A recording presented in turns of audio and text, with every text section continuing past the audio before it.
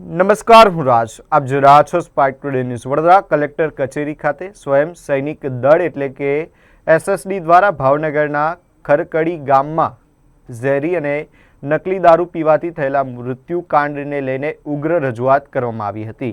એસએસડીના કાર્યકરો દ્વારા વડોદરા કલેક્ટરને આવેદનપત્ર પાઠવી રાજ્યમાં દારૂબંધીના કડક અમલને લઈને સવાલો ઉઠાવવામાં આવ્યા હતા. આવેદનપત્રમાં જણાવાયું કે ગુજરાતમાં કાયદાકીય દારૂબંધી હોવા છતાં લઠ્ઠાકાંડ અને ડ્રગ્સની ઘૂસણખોરી જેવી ઘટનાઓ સતત સામે આવી રહી છે.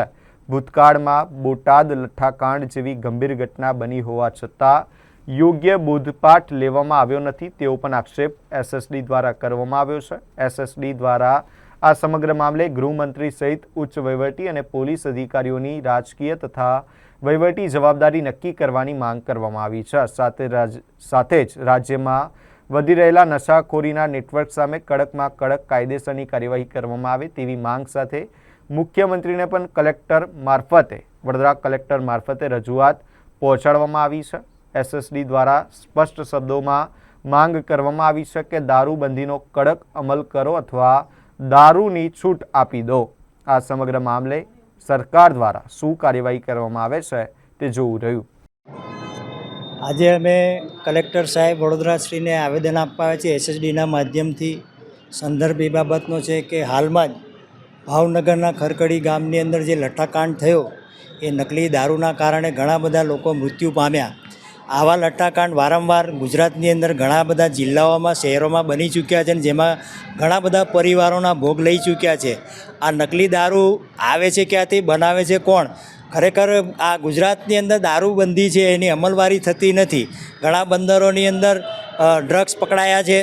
હમણાં હાલમાં કચ્છની અંદર નકલી દારૂ બનાવવાના સંસાધનો પકડાયા છે. તો આ બધું કોના નજર હેઠળ થાય છે? તો સીધું દેખાય છે કે સરકાર શાસન પ્રશાસનની મિલીભગતના કારણે આ બધું થાય છે. જો ખરેખર દારૂબંધી ગુજરાતમાં હોય તો એનો અમલવારી કરતા કેમ નથી?